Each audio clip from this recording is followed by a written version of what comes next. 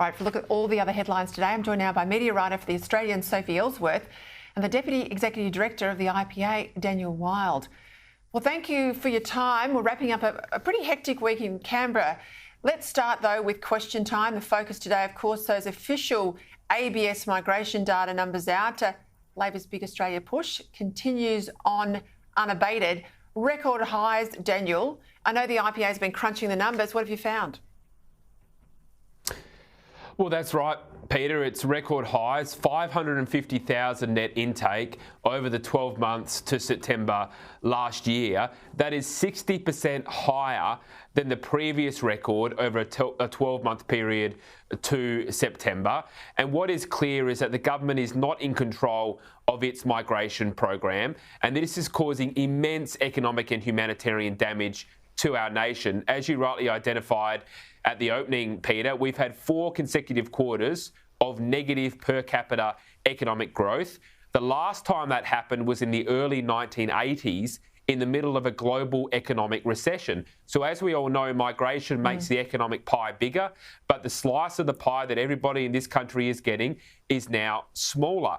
The other point that I'd make, Peter, is the government is being highly misleading with the Australian people when it comes to the migration numbers. When you look at the budget figures, what we now know is that last year and this financial year, we are now on track for a surplus of 350,000 migrants compared to the projections in the budget.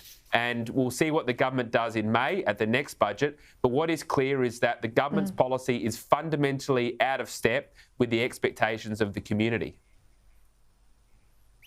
I think Australians are starting to wake up to the distinction. Australia is not in a recession, but Australians are. That's the difference. And that's why, we're all feeling it tough, feel like we're doing it tough. Everything feels squeezed and you just feel like you're working harder and harder and not getting ahead. Talk to me about the RBA. This might sound like an inside the beltway issue, Soph, but it's a hugely important one given how much the RBA influences mortgages, and obviously that's a big slice of people's incomes. Labor's setting out to, quote, reform the RBA. Now, there's a lot of experts who say this wasn't needed. We've got people like Peta Credlin who says creating this new policy committee to set the rates, to be focused on rates, he reckons that's a worry. 2 former governors of the RBA, Bernie Fraser, Labor appointee, Ian Macfarlane, I think he was a Liberal appointee in the very beginning. Both of them are concerned. Macfarlane even says it's a complete waste of everyone's time. It looks like, too, that the Libs with Angus Taylor may not support this.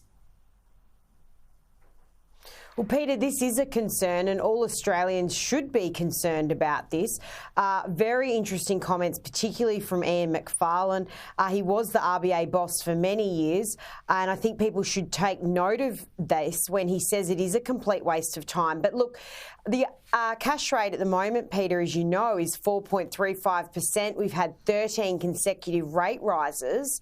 And Australians are very eager to see these rates come down because people are hurting with their mortgage rates at pretty high rates compared to during the COVID pandemic. So I'm pretty concerned by these comments by these heavy hitters saying that this is a waste of time. And will it actually change anything, Peter? Because we've seen a lot of changes this year already with the RBA, with the press conferences they hold, and also the reduction in the number of cash rate decisions each year, down from 11 decisions to 8. So there's a lot going on, and this is just another layer of change which many are questioning whether or not it's worthy.